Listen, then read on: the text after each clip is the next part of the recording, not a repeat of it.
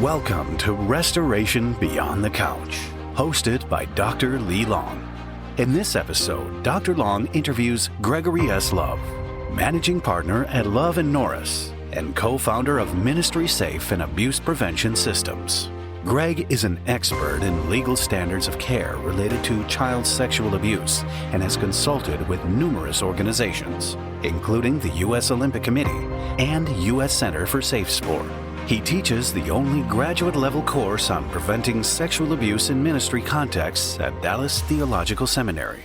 Join us as we explore Greg's insights on protecting vulnerable populations, enhancing mental health and wellness through safety and legal care standards.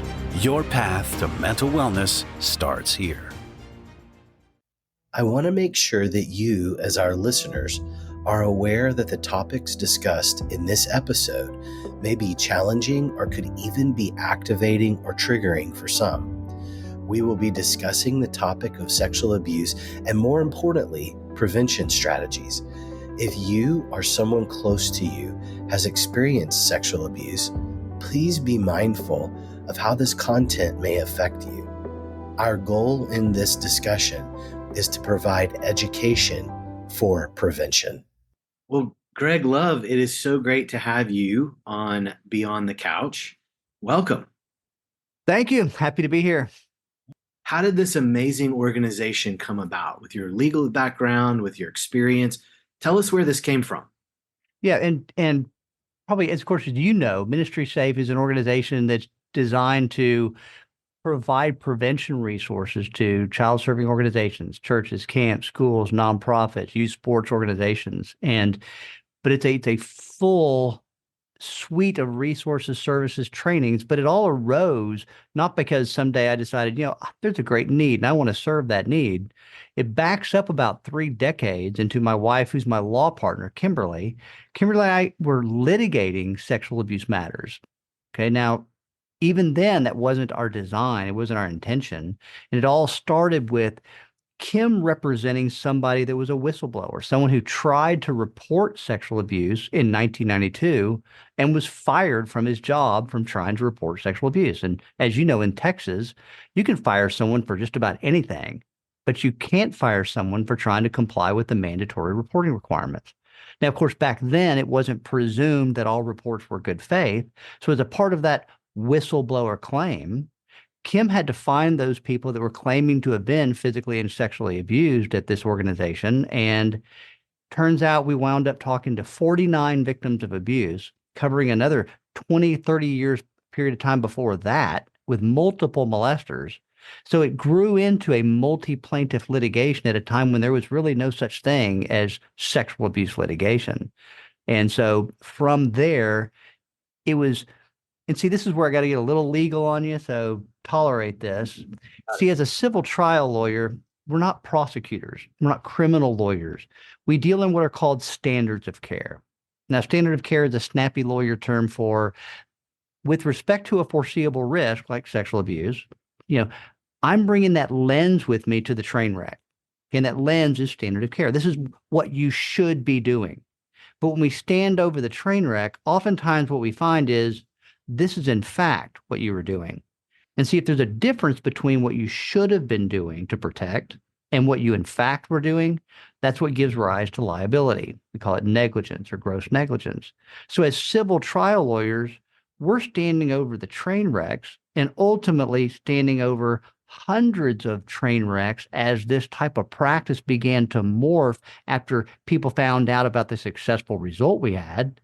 And so after hundreds of times of standing over the train wrecks, see, as civil trial lawyers, we're seeing the patterns that most child-serving organizations are not seeing. Right. And that actually is one of the good words in this is pattern, as you probably know. Right. And as you guys are seeing these patterns, is this the development of MinistrySafe is from these patterns? Correct. Because you see, if something has a pattern, it becomes predictable. And what's on the lawyer coffee cup is if something's predictable, it's preventable. It's just not intuitive. And so after standing over hundreds of these train wrecks, we get to see the patterns and get to realize, Of course, this is how it happens. I don't care whether it's Catholic. I don't care if it's Boy Scouts of America. I don't care if it's YMCA. It's all the same pattern. It's the grooming process of the preferential offender. And so once we understood that, we can design safety around how the risk unfolds. And so that ministry safe is not just the subject matter experts creating resources, but finding also a way to take those resources and deploy them so people can design and implement something that can be a glove that fits their hand. Yeah, that's brilliant. Being a therapist, and we see the outcomes of the trauma of these patterns when they're not interrupted. And you talk about the train wreck, and we're often left with the train wreck of trying to help heal the wounds that come from all that has cycled through there. So I probably am going to say this a lot in this podcast, but thank you for what you do. Given these patterns, can you explain to our listeners the patterns of this predatory behavior that you guys have identified? Yeah, and there's language that's necessary to understand this risk, because in describing something to you, what I'm going to identify is one of the types of risks. And so when you say, well, what do you mean types of risk? You mean there's types of abusers? It's like, yeah. There are. See, most people are conditioned to think that this is all this, watch out for the guy with Beanie Babies who drives the white van. Okay. Right. That's the caricature of this. But the reality is that more than 90% of the risk to children is posed by what we call the preferential offender, okay, who looks like you and me. So stranger danger is not what works to prevent 90% of the risk. And 90%, I'm talking about 60 million sexual abuse survivors, 1 out of 5 Americans, And so what we need to do is understand this preferential offender has no visual profile. So the way we come at this is starting with the idea that the type of fence you build is driven by what you want to keep out. And since there's no visual profile, here's the big idea. Here's what goes on the other side of the lawyer's coffee cup. We cannot recognize this risk visually. We must understand this risk behaviorally, which begs the question, what are the behaviors? And it's where we get that term that we call the grooming process. So putting all of that together, the type of fence you build, the safety system you develop is driven by what you want to keep out. You want to keep out the behaviors. So it desperately requires people to understand, what are the behaviors? What is the grooming process? What are the behaviors by which somebody with a deviant sexual desire will try to target a child, create trusted time alone, manipulate and deceive that child unto inappropriate touch and talk? So that grooming process has a pattern, and that's the fundamental thing that we pride in teaching, to be able to help people understand what the risk looks like, because then they have a chance to prevent it. One thing I find in my own practice is that this grooming process is something that people really, really struggle with, because they don't perceive that they were groomed. They think it's their fault. But as you see, and as I see, the grooming process is really, truly a process. And I'm glad that you are touching on this and bringing it to light. And we parents, we educators, we clergy, we people of society, because I don't think that this is an institutional issue. Well, it is, but it's not only an institutional issue. This is an issue that is across the board. We need to be aware that grooming is a very real issue. Definitely. Because some of the studies support that, because it's a human problem, not just a institution or organization. And frankly, some of the research shows us that, can a child be victimized at a VBS? Yes. Can a child be victimized in this little baseball team or youth sport? Yes. Daycare? Yes. Most of the risk happens to the child in the home environment. Okay. It's their core world, not the program. Okay. So when you start to understand the grooming process you understand there's two big efforts that are being described when we say grooming. There's the grooming of the child, to be sure, but there's also the grooming of the gatekeepers. Okay, and who are the gatekeepers? Parents, coaches, teachers, youth workers, babysitter, big brother, anybody through whom the abuser has to go to gain access to a child. See, this grooming of the gatekeeper happens before anybody's grooming a child. Right. Because you see, you have to get access to the child before this manipulation and deception can take place. So people need to understand, if I'm somebody that's involved with a program with children entrusted to my care, before any of my children are placed in harm's way, somebody first groomed me. Okay, and groomed me. What does grooming the gatekeeper look like? Convincing me that this person is helpful, trustworthy, and kind. Isn't that a kick in the pants? See, why? Because helpful, trustworthy, and kind is the currency that has you going from the outside to the inside. And this kind of the way we are wired psychologically is, if somebody's on the inside, we presume that they are safe. Then the child's in harm's way. So it's important that not just we focus on, what do I need to do to protect the child? What does this risk look like? You won't spot it visually. We just need to understand there are people out there with ill intent, and there is a pattern that this takes for someone to create that trusted time alone to victimize that child. So education is critically important, but it's also important to give people language. Lee, you'd be amazed in how many of the trainings that we do that are live trainings, when I get the opportunity to have the feedback with somebody, where they'll come up to me and go, "Oh my gosh, I knew there was something weird, but you just gave me language to understand what I was experiencing. This person was my uncle, or this person was a family member, or this person was a trusted teacher." And that's what they were doing. So even in those trainings, when somebody wasn't victimized, it's amazing how the lights come on to where they go back into their world or something with their own child and start to now understand what a person was doing in a particular circumstance that they didn't quite understand. And don't you think that understanding, I mean, is really the key here? Because you don't want to walk around. The thing that I don't want anybody to take from this is that I need to be afraid of everyone. I need to side eye everybody who comes in. You're trusted. I don't know if you're trusted or not, but it's really to have a pattern of behavior that you're watching for. You're aware that it's bringing a sense of awareness, and like you said, language, because you're right that most sexual abuse, most abuse does happen in our home, in our home environment, with people that we're familiar with, and it typically happens that way because we are familiar with them.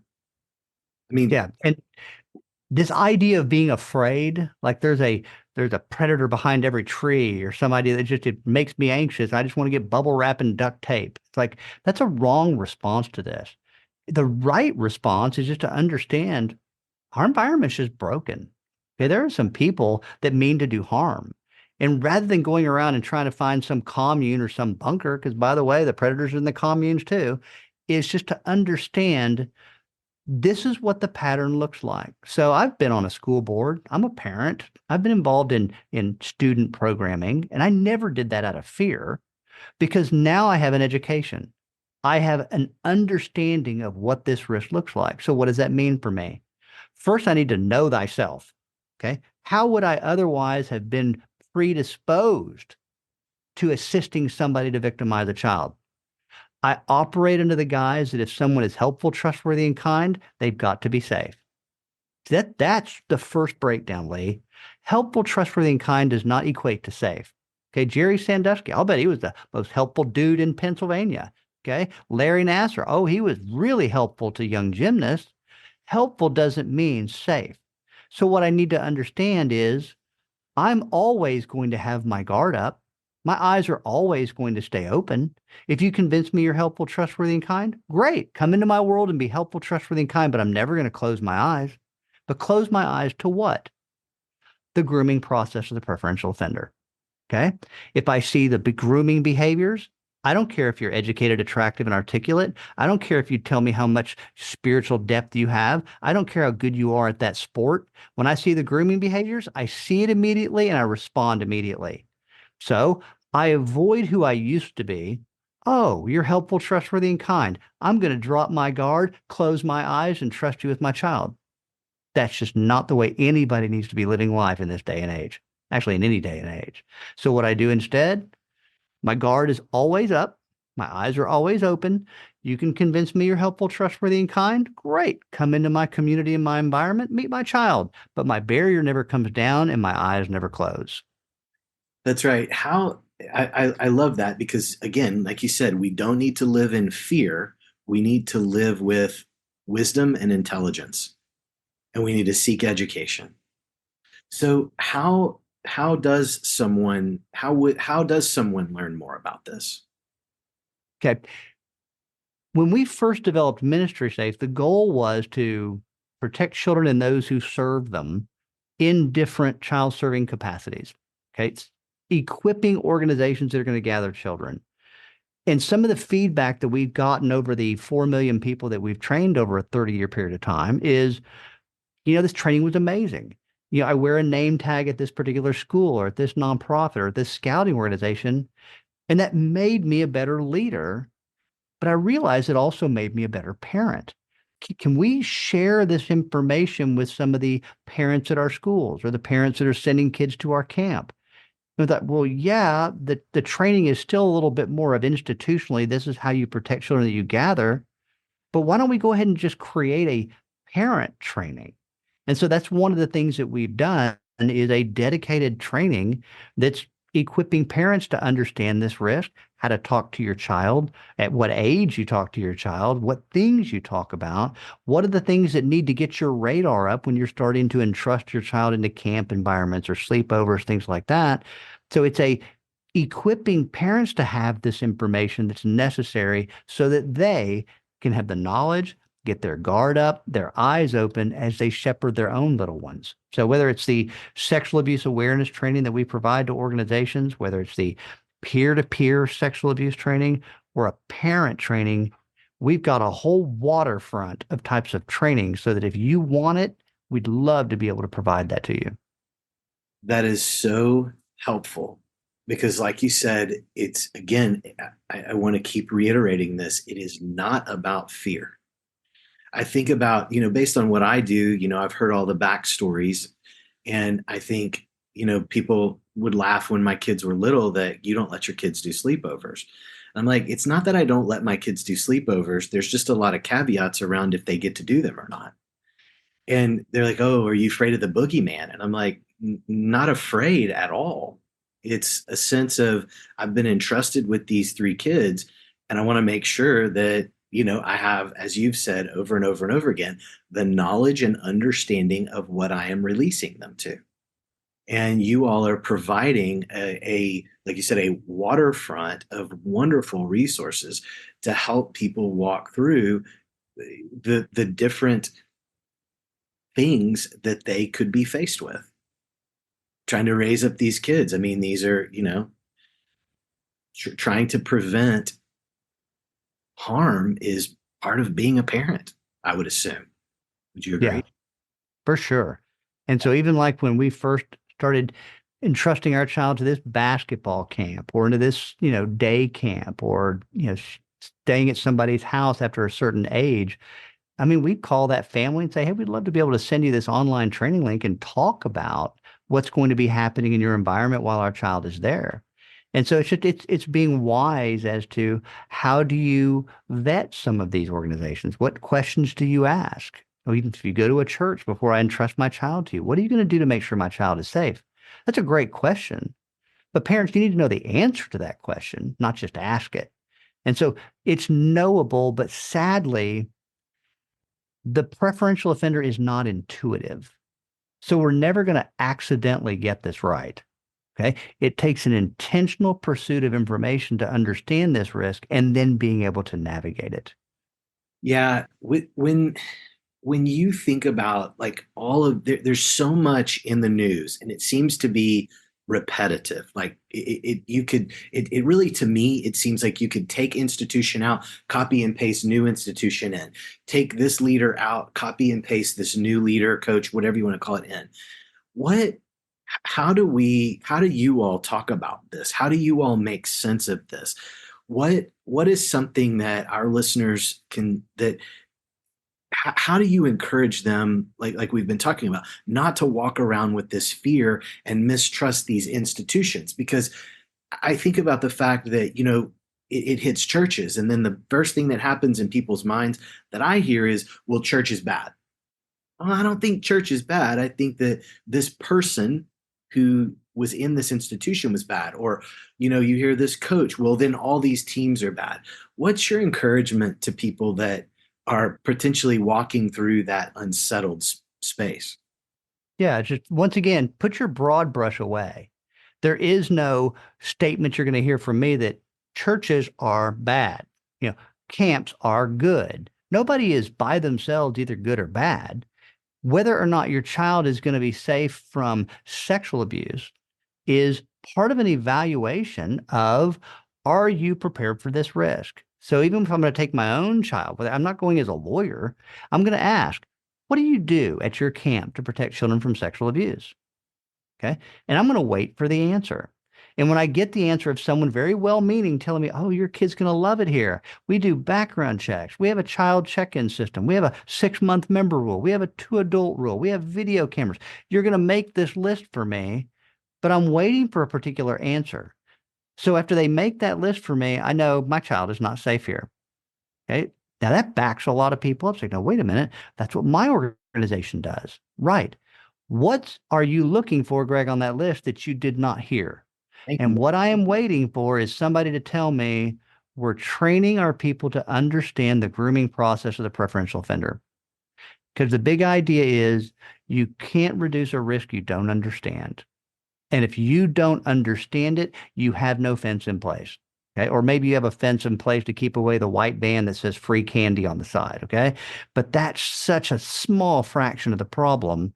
And so when you take, for example, the 88,000 young men that are suing Boy Scouts right now, 88,000 claims. Not one of those 88,000 young men were victimized by an abduction offender. There was no white van. There was no Beanie Babies and a trench coat involved. It's all preferential offender and peer-to-peer sexual abuse. Okay, so what I need to tell people is it's not this category of institution or these types of programs. You take them one at a time. You, parent, need to understand what is the preferential offender's grooming process, what is peer-to-peer sexual abuse, and then be prepared to ask the questions of each of those organizations, that daycare, this after-school mentoring program, this youth sport league. Are you prepared?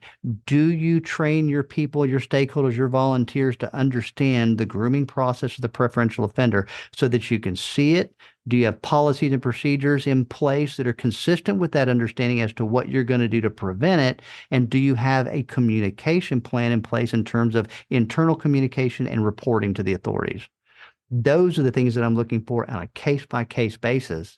Now, some organizations are doing that better than others, but it's primarily being driven by the crisis. So like you said, of changing out the names and the organizations, go back 25 years. You see, when people contact our law firm, say, oh, we got a ditch-like experience. Can you help us navigate this? I'm a nice guy. Yeah, you believe that, right? I'm a nice guy? Really, I can attest to you. Okay. So even though I'm a nice guy, I'll let you tell me your story. But after the first 2 sentences, I can finish your story for you. Because sadly, it's over and over and over. Again, there's that pattern word. But actually, if we do the work, the word pattern is a good word because it means it's predictable. And if we can get this information to the parents and the people that are serving children, this risk can be prevented. Yeah, and this is where you all provide such an amazing offering, because we don't want to. I often think about you all and pray for you all a lot, because I think about the fact that your work kind of leaves you in a sewer to some degree, because you're keeping up and keeping patterns and watching some really grotesque things. And going to the well of understanding comes from you all having seen those patterns over and over again. I don't think the common person wants to live in that, to have to understand that. And to me, that's such a beauty of what you all provide is, hey, let us handle that. We'll tell you what we're seeing. Come to us. We'll help you understand the grooming process. Because in grooming, one of the things that I see over and over and over again of the people who have been groomed is that it is a mind twisting thing for them. Because part of the grooming process is to put the onus on the victim to think that they're their problem. And just the ugly, horrible marks that leaves on them. And so I don't know. I just, again, thank you for what you do. Yeah, the topic is awful, but I want you to know that in the midst of the awful, there is some beauty in seeing the strength of people that are surviving, that are pursuing health and wellness. And even if we just play a small part of that, now we're not classic counselors, the way they call lawyers counselors. I'm a prevention expert. I'm not a care expert. But I get all kinds of opportunities to, whether it's in the representation of victims or just to meet people, because it's not just about the capacity as a trial lawyer. It's I'm meeting real people. This is their story. I'm hearing about real stories and how about the things that we're doing are downstreaming into their children, their grandchildren, and making a difference. The most grody part of all of this, Lee, is being on the phone with leadership at these organizations that the mindset is, how can we keep this toothpaste in the tube? How can we not have to change? How can we avoid these particular impacts of the law? Those are the people that I just want to make do push-ups. They're the people that make me angry. So is this whole topic difficult? Yes. But from doing this work, and see, again, I'm not just beyond the couch. I'm not anywhere near the couch. Okay. But I know in the work that I've done that there is a redemptive value of it, not just a preventative value. So, for example, part of the grooming process will leave a child generally holding on to three pieces of information. One, no one will believe me. Sadly, most of the time that's true. Somehow it was my fault and I'm the only one. So I will never leave a conversation, for example, when somebody comes up to me, even if it's the guy, says, you know what, that's kind of my story. Like, whoa, I want you to know, I believe you. And it's not your fault. And you're not the only one. I mean, just saying those things to somebody, as simple as that sounds, and as formulaic as it may come out, it speaks to someone who really needs to hear those things. With it's somehow my fault is typically, in my experience, the hardest one to see somebody let go of.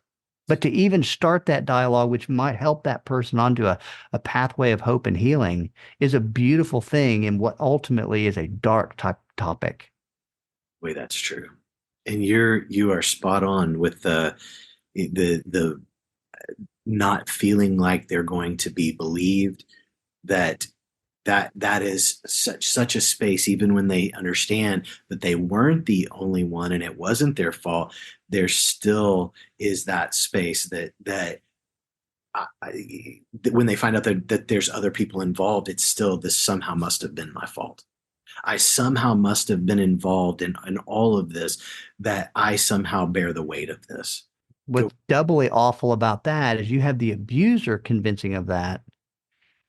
But because you have people without the education and without the understanding of what the grooming process is, you have well-meaning adults asking stupid questions that come out as compounding the shame. You're like, well, what were you wearing? Well, why didn't you scream? Well, why didn't you tell me? All of these are being spoken into a child's world of, yes, that's what I should have done. You're right. If I would have done that, it would have stopped. I knew I shouldn't have worn that cute little pair of shorts you bought me. It's like, and when the child's trying to process that, it's more things for someone like you to have to undo, even beyond the grooming that led to the molestation. That is very, very, very well said. And I'm curious as to your take on this. I find that it's a person, like you said, well-meaning, who's in some way trying to find how they could have prevented this. Because if I could have prevented it, then it won't happen again. And so they're looking for that sense of control, but it already occurred. And so trying to put that on a kid is damaging. And I'm curious as to your take on that. Well, I don't see it from the standpoint of a counselor, but when I have people sharing with me their stories, or I have organizational leadership, they'll have a crisis they need to speak into, and they're preparing talking points to a community or a family talk from a church or a camp or a school. It's just amazing how if people don't have an understanding of the grooming process and the trauma that somebody is experiencing, that trauma is not an isolated thing that's set and that's all you need to deal with. It's almost like an ongoing being buffeted by additional people's comments and the way in which they're speaking to them. It's like when we see somebody saying from the front of an organization, now remember, in our legal system, Bob is innocent until proven guilty. It's like, I just want to make you do push-ups. It's like, yeah, that's a correct expression of the maxim of legal principle in the United States. But what have you just done? You've just told every victim in the room, not just the one that's at issue, that you're a liar unless 12 people agree. But it's just inartful. You need to have an understanding of this risk before you can navigate, especially if there is one person or several people that you've not having met yet that have suffered forms of trauma and how that trauma can be compounded. And so by the time we'll visit with somebody, whether it's in the legal capacity or having met them, there's the underlying abuse. And then there's all the things that were inartful, that were said, done. And it's like, well, that'll mess up Christmas. You probably shouldn't talk about that. Oh, well, that's just your handsy uncle. You shouldn't, mention that. It's like it's minimizing and it's shaming and it's almost like it creates its own additional form of trauma that by the time that person's sharing it with me, they're not asking me to be somebody that unsnarls those things in a counseling capacity, but it's just knowing what I know and feeling what they have experienced and continue to experience. It's heartbreaking. Yeah, it is heartbreaking. And what's, hearing those examples that you were giving, oh, well, that's your handsy uncle, or, that's just how it goes. That is aiding, in my opinion, that's aiding the grooming process. You're normalizing the grooming process. And I don't know. I think about that and I think, to your earlier point, like there's well-meaning people who contribute in ways that they're ignorant to their contribution. And to your point, education is really I think the key here of understanding what's in front of us. I think that education changes culture and culture changes environment. And when we create an environment where people are comfortable to say, this has been my experience, just that is healthy all by itself. Whether that person wants to go sit on a couch with someone like you or not, but just to take away some of that hostility, the fear and the shame and the sense of rejection they anticipate because that's what they've been experiencing. I'm sold out that if we can continue to give people eyes to see and ears to hear, I can change what their mouth speaks. I think that your points are so well made, Greg, and I hope that our listeners take from this that it is critical to be educated, that we need to understand this process. Don't be afraid of it. Walk right into the process of understanding, what does grooming look like? How does somebody understand that? And just for clarification, if somebody wants to know more about this grooming process, how do they engage you? How do they engage you in your system? As you said, this waterfront of opportunities that you have for individuals. Where do they begin? What do they touch on to learn more about this? Hey, what I'm going to do, Lee, I'm going to create a landing page called MinistrySafe.com/restoration. Okay. If somebody wants to go to MinistrySafe.com/restoration, I'll put a button on there that all you have to do is click it, and you can send yourself a training link to either the sexual abuse awareness training or the peer-to-peer training or the parent training. Don't let there be any reason why you have to call me and I be available or my staff. Just make it automated that if you want the information, it's at your fingertips at no cost, because we're sold out on making sure that if we can give you eyes to see, we can change the way you perceive, we can change the way you can navigate, you can say the right things, avoid some of the ditches. I think I really am sold out that that's the key. Wow. Thank you. That's incredible. Thank you for doing that. I agree with you. I agree with you that we've got to keep people out of the ditch here, because this leaves a lasting mark. Now, that's not to say that if this has occurred in your life, that there's not a sense of being able to walk through it and overcome the damage and live a life that is full and restored and whole, that you'll have a life worth living and that you can celebrate restored freedom. But if we can prevent these major accidents, why not? Without a doubt. Is there any tidbit of advice or anything that you'd want to leave our listeners with? Yep. One thing that's always important, like when people say, Greg, you got 20 minutes, teach me something. It's like, see, here's the big idea. Here's the principle that I've understood in doing this work for more than 30 years. Okay. What we believe shapes what we do. Okay. If we believe wrong things or not enough of the right things, here's how that works.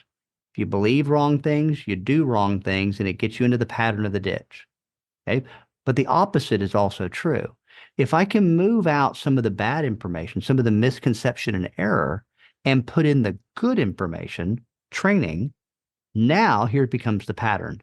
I believe the right things. I do the right things. I avoid the ditches. So it's the know thyself. Okay.